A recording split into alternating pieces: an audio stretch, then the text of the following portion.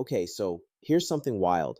Did you know the Associated Press reaches more than half the global population every single day?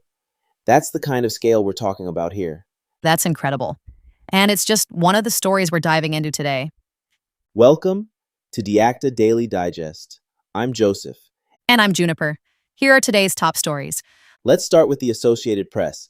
This is an organization that's been around since 1846, and they've somehow managed to stay relevant through nearly 2 centuries of change. What stood out to you about their story? Honestly, it's their ability to adapt. They're not just a news organization anymore, they're also a tech provider for the industry. That's a smart pivot, especially in a time when traditional revenue streams for journalism are drying up. Right? And their independence is a big part of their identity. They're not tied to any government or corporate entity, which allows them to focus on factual, impartial reporting. But that independence also means they rely heavily on subscriptions and partnerships to fund their work. Exactly, and that's a tough balance to maintain, especially when people expect news to be free. But their reach is undeniable.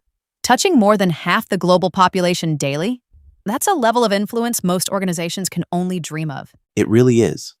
And it's not just about their reporting, it's also about the tools and services they provide to other media outlets.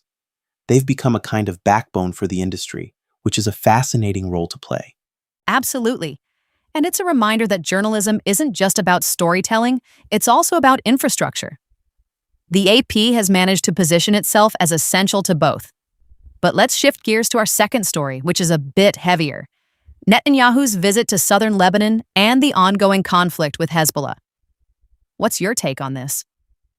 For me, it's the scale of the operations Netanyahu described. He mentioned that Israeli forces have killed 9,000 Hezbollah fighters and destroyed 92% of their missile stockpile. Those are staggering numbers, and they highlight just how intense this conflict has been. They really do. And it's not just about the numbers, it's about the broader strategy. Netanyahu talked about creating buffer zones on the Lebanese side of the border to push the threat farther away from Israeli territory. It's a tactic that's been used before, but it comes with its own set of challenges. Definitely.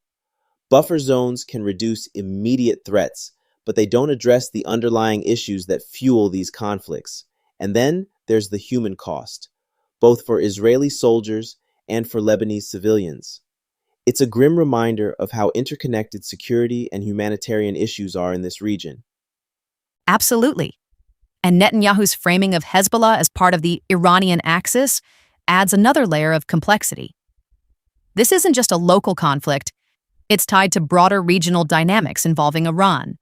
His comments about mutual recognition between Israel and Lebanon were interesting, though.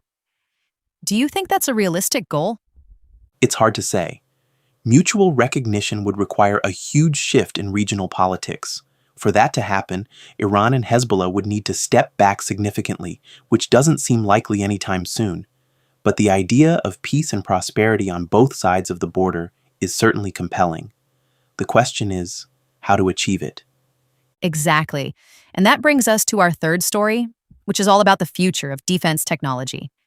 Israel's demonstration of the Iron Beam laser system alongside the Iron Dome is pretty groundbreaking. What did you think of that? I found it fascinating. The integration of a laser-based system with the Iron Dome's interceptor missiles represents a significant leap forward in multi-threat defense. The fact that Iron Beam is already operational and has taken down dozens of Hezbollah drones is impressive. But what really caught my attention was the potential for this technology to evolve. Same here. They're talking about extending the laser's reach to counter cruise missiles and even ballistic missiles in the future. That's a game changer. And it's not just about the technology itself, it's also about the cost. Interceptor missiles are incredibly expensive, but lasers could offer a more cost-effective solution over time. Exactly. The cost factor is huge, especially when you consider the scale of recent conflicts. During the early 2026 conflict with Iran, Israel faced more than 1,500 ballistic missiles. That's an enormous financial burden when you're relying on interceptors that cost $2-3 million each. Lasers could help alleviate some of that strain. And it's not just about cost, it's also about adaptability. The recent drill highlighted how these systems can work together to address complex threats like drones, rockets, and cruise missiles. It's a layered defense strategy that seems well suited to the challenges Israel is facing. Definitely. But it's worth noting that this technology is still evolving.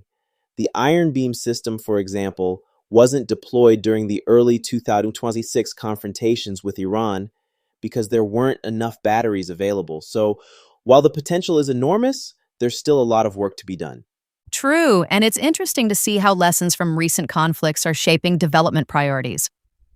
The challenge of ballistic missiles, deploying cluster munitions, for instance, is something Israeli defenses weren't fully prepared for earlier this year. These drills and future exercises will be crucial for addressing those gaps. Absolutely.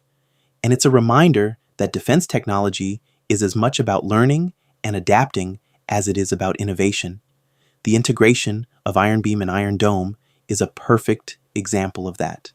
It's about building on what works while pushing the boundaries of what's possible. Well said. So, to sum up, we've covered the enduring legacy of the Associated Press, the complexities of the Israel-Hezbollah conflict, and the cutting-edge advancements in Israeli defense technology. It's a lot to take in, but each of these stories offers a unique perspective on the challenges and opportunities of our time. Agreed. And I think the common thread here is resilience. Whether it's a news organization adapting to a changing world, a nation navigating a complex geopolitical landscape, or a defense system evolving to meet new threats, it's all about finding ways to move forward. Absolutely. And on that note, I think we'll leave it there for today. Thanks for the conversation. It's always a pleasure. Likewise, until next time.